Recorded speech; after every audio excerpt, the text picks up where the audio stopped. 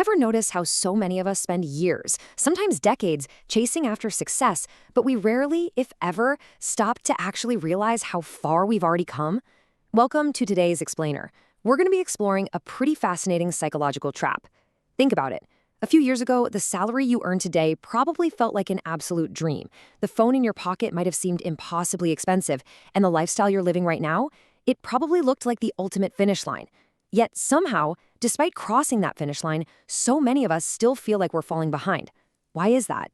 Well, the strange thing about wealth is that it usually grows quietly in the background. And because it's so quiet, most people don't even notice it happening. So why do we still feel behind? It's kind of the ultimate paradox of modern life, isn't it? We achieve exactly what we once dreamed of. We literally hit the exact numbers we wrote down on our vision boards 5 years ago, and yet we still feel financially stagnant. You hit the goal, and the celebration lasts for what, maybe a week before the anxiety returns? But here's the thing. This isn't because you're failing. It's actually a deeply wired human psychological response to progress. It boils down to this really fascinating quirk called hedonic adaptation.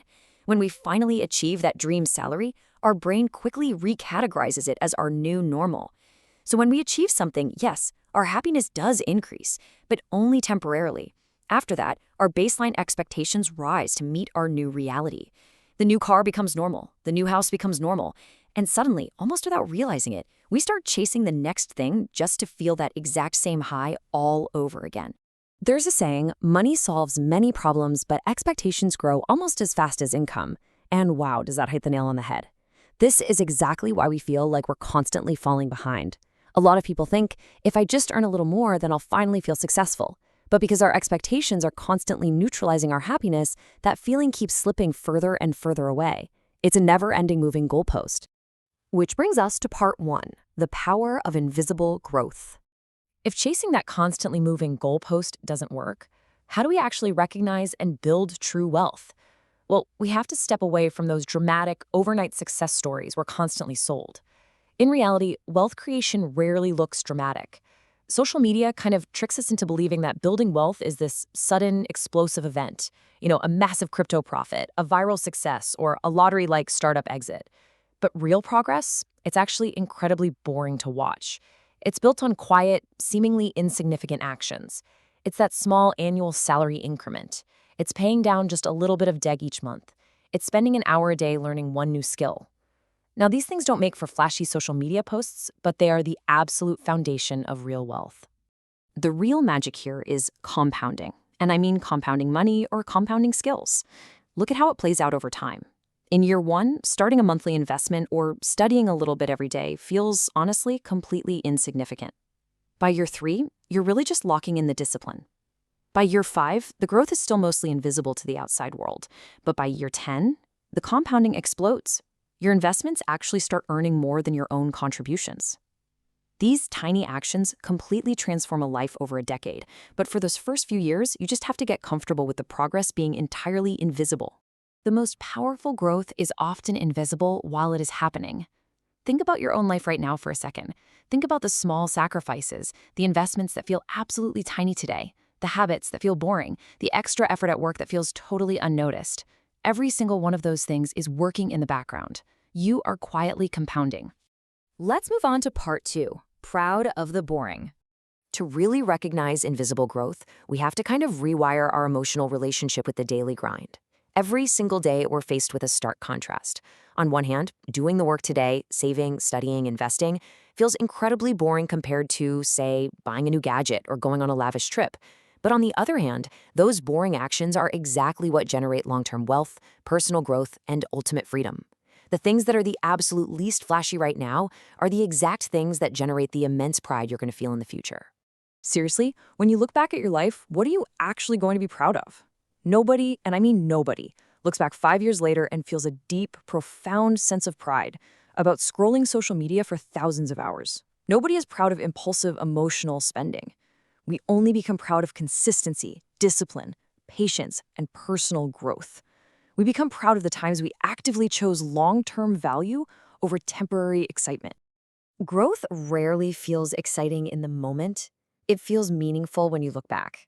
That perfectly captures the essence of delayed gratification. It is literally supposed to feel unexciting today. That lack of excitement, that's just the price you pay for the meaning and security you're going to experience tomorrow. Which leads us directly into part 3, living in the present. Now, here's where we introduce a crucial pivot. While we absolutely must prepare for tomorrow, there is a very real danger in becoming so obsessed with our future net worth and retirement goals that we forget to actually exist today. The key is balance. A truly great financial plan isn't just about hoarding every single penny for a future you aren't even guaranteed to see. It's more of a three-part system. Yes, you're investing for the future. Yes, you're saving for security and peace of mind. But you must also allocate a slice of your resources to actively funding trips, creating memories with friends and family, and celebrating your achievements today. Remember, money is a tool. It's not just some high score on a bank statement that you take to your grave. The goal of money is absolutely to create a better, more secure future, but it is equally there to help you live a better present.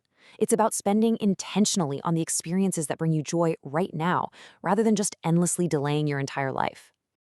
And that brings us to our final section, Part 4, Redefining True Wealth.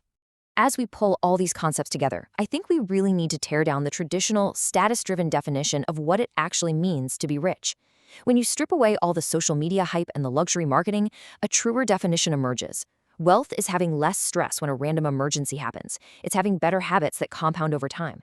It's having greater freedom to make choices about your time and your career. True wealth isn't about luxury or showing off. It is the quiet confidence and profound peace of mind that comes strictly from having options. We really face two paths here. On one side, we have traditional wealth, the exhausting pursuit of visible status, keeping up appearances, which usually comes tied to incredibly high stress and debt. On the other side, true wealth. Now, it might not look impressive to a total stranger on the internet, but it provides greater freedom, stronger relationships because you actually have the time for them, and a calm confidence.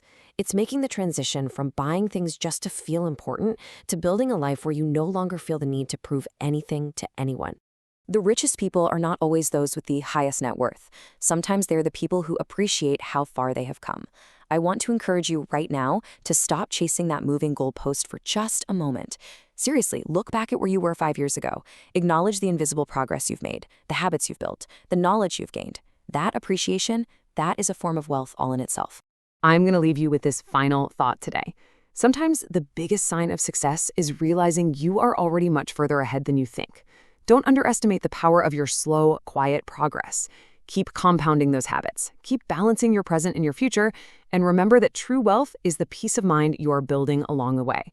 Thanks so much for joining me for this explainer. So my question to you is, where is your quiet compounding going to take you next?